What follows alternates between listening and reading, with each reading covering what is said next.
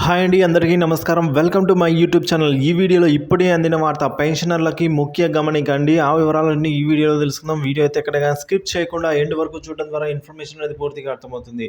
Video నచ్చినట్లయితే ఒక like చేయండి. ఇంకా సబ్స్క్రైబ్ అవునట్లయితే మన ఛానల్ సబ్స్క్రైబ్ చేసుకోవడం ద్వారా నేను చేసే ప్రతి ఒక్క అప్డేట్ న్యూస్ మీ వరకు అయితే రీచ్ అవుతుంది. ఇక ఆలస్యం చేయకుండా వివరాలకైతే వెళ్ళిపోదాం. ఉద్యోగుల పెన్షన్ నిధి పథకం ఈపీఎస్ ఆదాయం పెరుగుతూ ఉన్న లబ్ధిదారులు కనీసం పెన్షన్ పెంపుకు నోచుకోక ఇబ్బందులు అయితే పడుతున్నారు.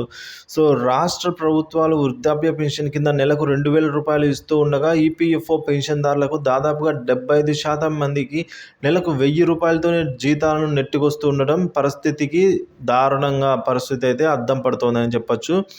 ఈ మొత్తం బీపీ షుగర్ మాత్రలను కొనుగోలు చేసుకోవడానికి కూడా సరిపోవడం లేదని అయితే వారు వాపోతున్నారు. తక్కువ వేతనాలతో పనిచేసి పదవి విరమణ చేసిన వారికి ప్రస్తుతం అవసరాల మేరకు కనీస పెన్షన్ మొత్తాన్ని 2,000 రూపాయలకు పెంచాలంటున్న ఈపీఎఫ్ఓ ఉన్నత కమిటీ ఇచ్చిన నివేదిక కేంద్ర ప్రభుత్వం సహకారం లేక అనుమతులకు అమలుకు నోచుకోవడం లేదండి.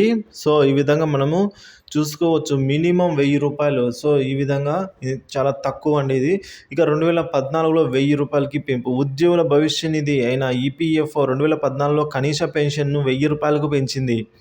అంతకుముందు దాదాపుగా 80% మందికి పెన్షన్దారులకు 1,000 రూపాయల లోపు పెన్షన్ లభించేది. వీరిలో కొంతమందికి నెలకు 25,000 కన్నా తక్కువ వచ్చేవి.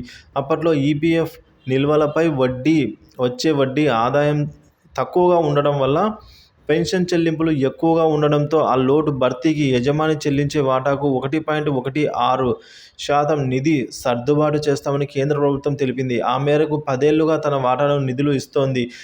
ప్రస్తుతం కేంద్రం వాటా నిధులు దాదాపుగా 10,000 కోట్లకు చేరుకుంటున్నాయి. ఇదే సమయంలో కనీస పెన్షన్ పెంచాలనైతే గత 5 ఏళ్లుగా కార్మిక సంఘాలు, ఈపీఎఫ్ఓ ట్రస్టులు డిమాండ్ చేస్తూ ఉన్నాయి. పలు కమిటీలు సైతం కనీసం పెన్షన్ను పెంచాలని నివేదికలు ఇచ్చాయి.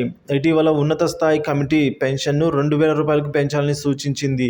అయితే కేంద్ర ప్రభుత్వం నుంచి బడ్జెట్ సహాయాన్ని కోరాలని సూచించింది. సో ఈ మేరకు ఈపీఎఫ్ఓ బడ్జెట్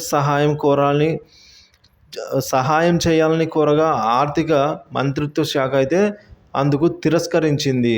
సో మనం చూసుకోవచ్చండి, తక్కువ వేతనాలతో పనిచేసిన ఉద్యోగులకు సంబంధించి మినిమం అంటే 1,000 రూపాయల వరకే వారికైతే పెన్షన్గా తీసుకుంటున్నారు. ఇక ప్రస్తుతం ఈపీఎఫ్ ఖాతాలో నిధులు పెరిగాయి. ఈ పథకంలో 29 కోట్ల మంది సభ్యులుగా ఉండగా 7 కోట్ల మంది ఖాతాల నుంచి మాత్రమే పెన్షన్ చెల్లింపులు జరుగుతూ ఉన్నాయి. ఏటా యజమానుల నుంచి ఈ ఖాతాల్లోకి వస్తున్న చందా సైతం 2022-23 ఏడాది చందాల రూపంలో 56,170 కోట్లు, అలాగే 2023-24 ఆర్థిక సంవత్సరంలో 60,902 కోట్లు. ఇక 2024-25 ఏడాదికి కనీసం 7% పెరుగుదలతో 65,335 కోట్ల రూపాయలు వచ్చే అవకాశాలున్నట్లు సంస్థ అంచనాలు వేస్తోంది. ఈ నిధుల్ని పబ్లిక్ ఖాతాలు, అలాగే సెక్యూరిటీల్లో పెట్టుబడుల ద్వారా అయితే సంస్థ వడ్డీ ఆదాయాన్ని పొందుతోంది. ఇక కేంద్ర ప్రభుత్వం పబ్లిక్ ఖాతాల కన్నా సెక్యూరిటీ రూపంలో వచ్చే ఆదాయమే ఎక్కువగా ఉంటుంది.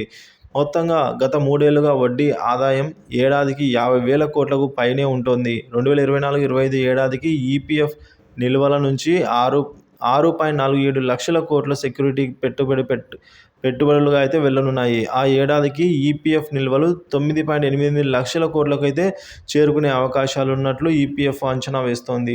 సో మరి చూసుకోవచ్చు, ఇన్ని లక్షల కోట్ల రూపాయలు అయితే ఈపీఎఫ్ఓ దగ్గర ఉన్నాయి. సో ఈపీఎఫ్ఓ అంటే ఒక పెద్ద సంస్థ అండి, మన ఇండియాకు సంబంధించి.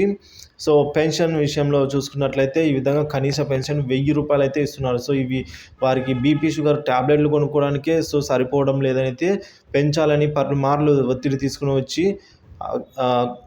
ఈ బడ్జెట్ కోసం ఈ మేరకు ఈపీఎఫ్ఓ ఆర్థిక సహాయాన్ని కోరమని అడగగా, ఈ మేరకు ఈపీఎఫ్ఓ బడ్జెట్ ఆర్థిక సహాయం చేయాలి అని ఆర్థిక మంత్రిత్వ శాఖను అర్జీ చేసింది, అంటే కోరిందండి. సో కోరగా వారైతే తిరస్కరించారు. సో మరి ఫైనల్గా ఏం చేస్తారనేది తెలియాల్సి ఉంది. సో చాలా ఎప్పటి నుంచో అయితే దీనిపైన ఈ సమస్య ఇలాగే ఉందండి.